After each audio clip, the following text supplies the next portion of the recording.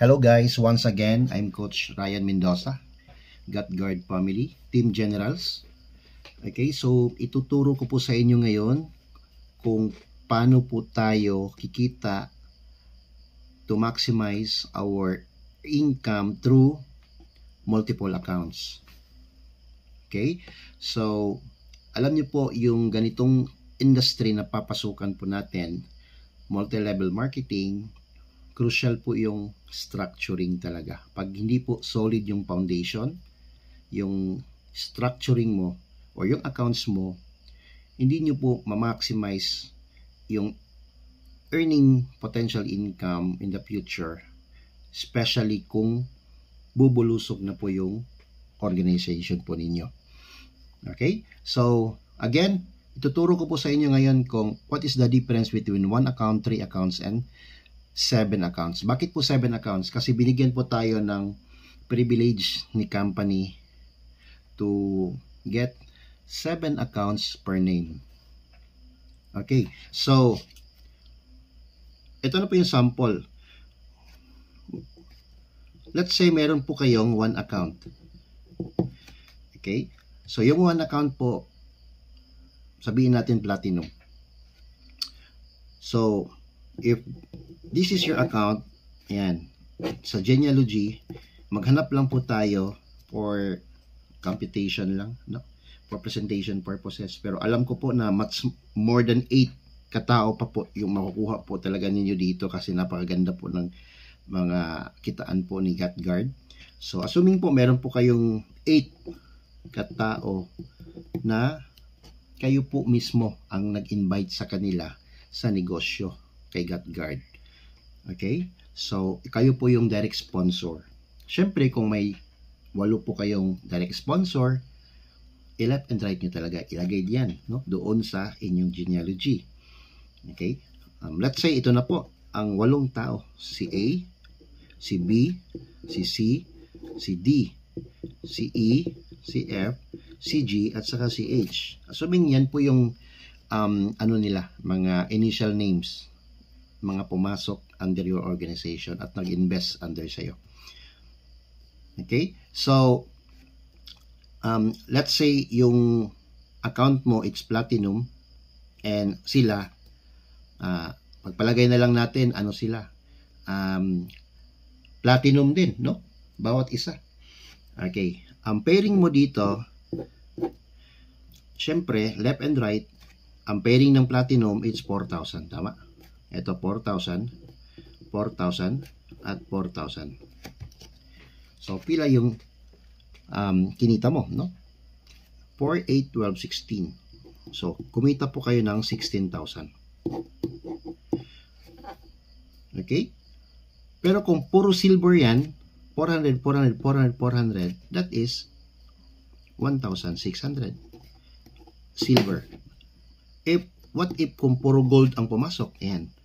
Kung puro gold ang pumasok, 1, 2, 1, 2, 1, 2, 1, 2, that is 4,800.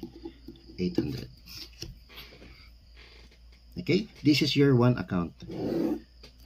Ngayon, titignan po natin yung 3 accounts. Kung nag-invest po kayo ng 3 account, this is your account 1, account 2, and account 3. Ayan. Yung 8 tao,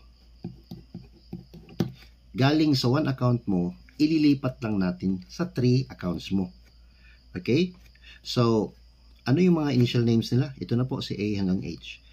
Si A, si B, si C, si D, si E, si F, si G, at saka si H. So, bilangin po natin ha. 1, 2, 3, 4, 5, 6, 7, 8. 8 tao.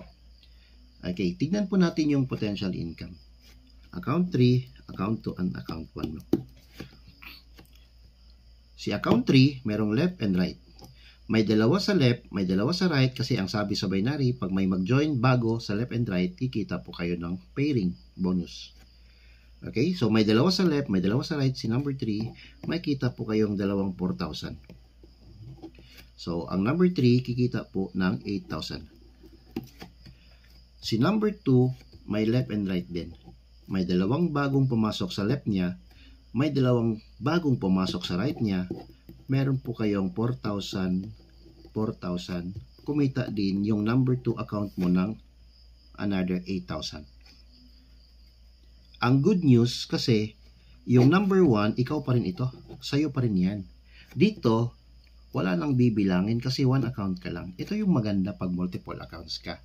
Ang tawag dito, double dynamic income. Kahit binilang na sa number 3 at number 2, yung mga points nila, since meron kang left and right pa rin sa main account kasi sa'yo ito, bibilangin ulit yan. Yan yung maganda sa ganitong industry ng MLM, no?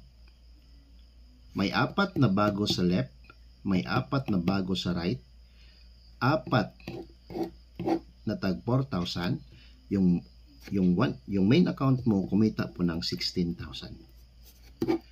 16,000 plus 8,000 plus 8,000, that is a total of 32,000 pesos po ang kinita po ninyo. Okay? So, pagpalagay po natin, no? Nag 7 accounts po kayo. Ito 3 accounts. Ito is 7 accounts illustration. 1, 2, 3, 4, 5, 6, 7. Ayan. Ito po yung account po ninyo. Actually po, ito po yung isa sa mga sikreto po talaga. Bakit po ang daming yumayaman at kumikita ng malaki sa ganitong industry MLM? Kasi nga sa dito na pamamaraan nila. Walang mga millionaire circle na 1 account lang yan. Wala talaga. Mostly po, it's 7 accounts ang ano nila, mga account. Kasi namamaximize po nila yung kitaan. Okay? Yung 8 tao, ililipat na naman natin dito sa 7 account mo. Okay? Ito na po. Si A, si B, si C, si D, si E, si F, si G, at saka si H. Okay, tignan po natin yung potential na kita ha. 7, 6, 5, 4, 3, 2, 1. Hindi po natin sinama dito yung referral bonus ha. Pairing bonus lang po ito ang pinag-uusapan natin at hindi pa natin pinag-uusapan din dito yung leadership bonus. Okay, so number 7. May left and right. Si number 7 mo, may isang pumasok sa left at may isang pumasok sa right ng account 7 mo, meron kang kitang 4,000 pesos. Okay? Ang account 6, may left and right, mayroon ding 4,000 pesos. Number 5, may left and right, may 4,000 pesos. Number 4, may left and right, may 4,000 pesos. Again, bibilangin ulit kasi nga sa'yo to, at sa'yo to. Double dynamic income. Kahit binilang na, bibilangin ulit. Si number 3 account mo, may bagong pumasok sa left and right, may dalawa sa left, may dalawa sa right, dalawang 4,000, 8,000 ang kinita ng account 3 mo. As well as account number 2 mo. Kasi may dalawa sa left, may dalawa sa right, 8,000. Eto na.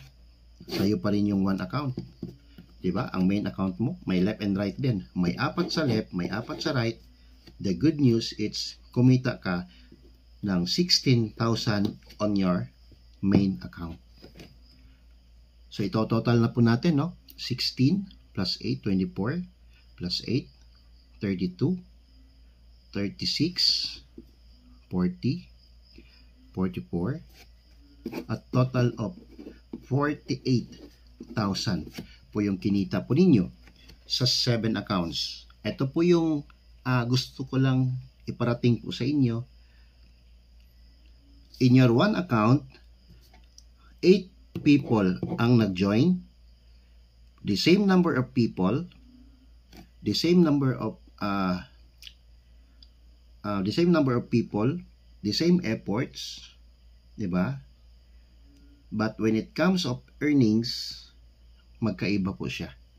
Kasi sa 1 account mo, 8 katao, ang kinita mo, it's only 16,000 lang.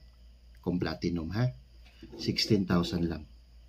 Dito din, the same number of people, 8 katao pa rin yung in-invite mo, pero hindi na po 16,000. 32,000 po yung kinita po ninyo. But in multiple accounts na 7 accounts, 8 katao pa rin ang kinuha po ninyo. But when it comes of earning, 48,000 yung kinita po ninyo. Kung hahataw po tayo, kung may budget po tayo, doon na po tayo sa 7 accounts kasi yan po yung pinakamaganda talaga na positioning. Might be hindi nyo pa po ito ma-appreciate, especially wala pa kayong makikitang papasok sa inyo, pero by the time na bubulusok po yan, mangyayari dyan, hindi na po tayo pwedeng mag-insert sa taas kasi nga naunahan na po tayo ng ibang pangalan. So mas maganda bago kayo maghataw, kung meron tayong goal, mas maganda i-position nyo na kaagad yung swak sa budget po ninyo.